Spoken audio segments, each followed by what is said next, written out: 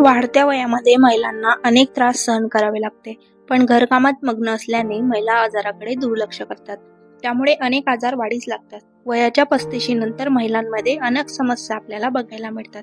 त्याला आळा घालण्यासाठी काय केले पाहिजे, कोणकोणत्या समस्या आढळून येतात ते आज आपण जाणून घेणार आहोत.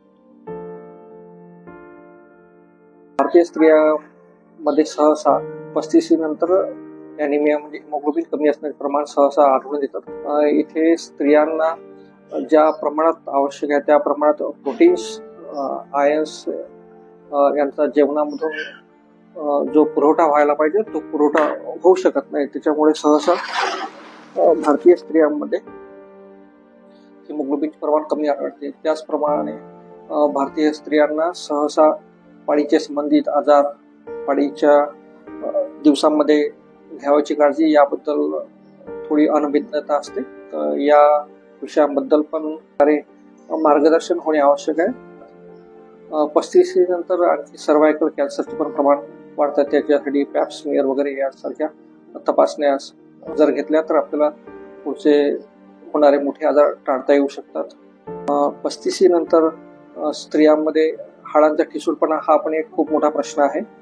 ज्या प्रमाणात पाहिजे त्या प्रमाणात शरीरामध्ये कॅल्शियम न मिळणं, या वयामध्ये बाळांना जी दूध तयार करते त्यासाठी पण कॅल्शियमचा खूप मोठ्या प्रमाणात उपयोग होतो शरीरातील. तर तो कमतरता भरून काढण्यासाठी शरीरामध्ये आपण जेवणामध्ये मोठ्या प्रमाणात कॅल्शियमचे पुरवणारे अन्नपदार्थ आपण घेऊ शकतो. उदाहरणार्थ समजा शेंगदाणे झाला, गूळ झाला, अंडे झाला, अक्रोड झाला, या गोष्टींचा समावेश करायला हवा. दूध हा अतिशय चांगला अन्नपदार्थ आहे. त्याच्यामधून आपल्याला भरपूर प्रमाणात कॅल्शियम मिळतं.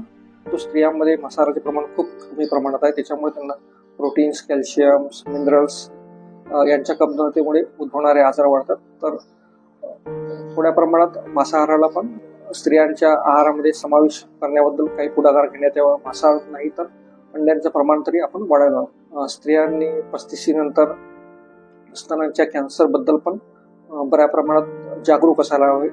दर महिन्यातून एक वेळेस स्वतःच आपल्या स्तनांची आरशासमोर उभे राहून तपासणी करावी आणि त्याच्यामध्ये काही अबनॉर्मॅलिटी आढळल्यास म्हणजे काही स्तनामध्ये गाठी आढळल्यास आपल्या जवळपासच्या डॉक्टरांना किंवा PSC मध्ये उपकेंद्रामध्ये तेथील डॉक्टरांना दाखवावे आणि गरज पडल्यास त्याबद्दल काही ज्या तपासण्या डॉक्टर तुम्हाला सुचवतील त्या तपासण्या करून घ्याव्यात.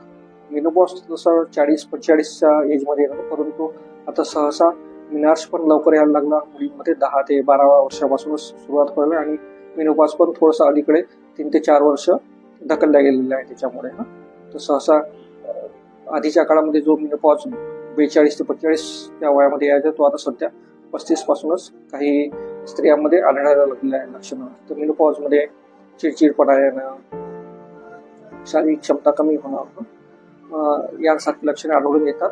परंतु योग्य समुपदेशन जर केले आणि योग्य आहाराचा समावेश केला तर ही लक्षणे आपल्याला आटोक्यात ठेवता येतात. वयाच्या 35 नंतर महिलांनी कोणती काळजी घ्यायला पाहिजे याबाबत आज आपण डॉक्टर धीरज आंडे यांच्याकडून जाणून घेतले. हिमोग्लोबिनची टेस्ट करणे, ब्रेस्ट कॅन्सरची टेस्ट करणे महिलांना आवश्यक आहे. त्याचबरोबर वयाच्या 35 नंतर शरीरातील कॅल्शियम सुद्धा कमी होते, त्यासाठी पण योग्य ती काळजी घेणे आवश्यक आहे. प्रगती बहुरूपी लोकल 18 अमरावती.